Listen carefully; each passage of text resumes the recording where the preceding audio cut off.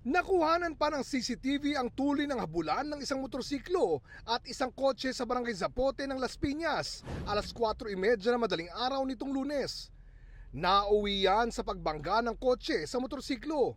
Bago niyan, nakita ng isang saksi ang anyay paghablot ng rider sa cellphone ng driver ng kotse. Kaya tingin niya, sinadya ng driver ng kotse na banggain ang rider. Naglalakad po ako papunta po dito na bigla pong inablutan po ng cellphone po yung nakakotse ng nakamotor po.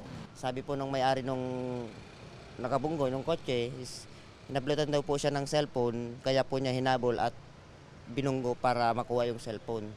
Sabi naman ng pulisya sa gitna ng habulan. Ang biglang huminto ang biktima kaya nabundol ng suspek ang likurang bahagi ng motorsiklo na sanhin ang pagkatilapon ng biktima sa bangketa.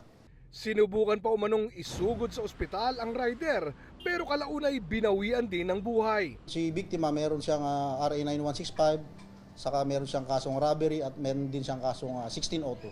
Agad namang sumuko sa mga otoridad ang driver ng kotse na in-inquest para sa reklamong reckless imprudence resulting in homicide and damage to property. Nung in-inquest po natin siya, nag-affidavit of desistance yung kamag-anak ni biktima. Kaya nagbigay ng release order ang ating city prosecutor. Nakaburol lang ngayon ang namatay na rider. Tumangging magpaunlak ng panayam ang kanyang pamilya. Para sa GMA Integrated News, Oscar Oida, nakatutok, 24 oras.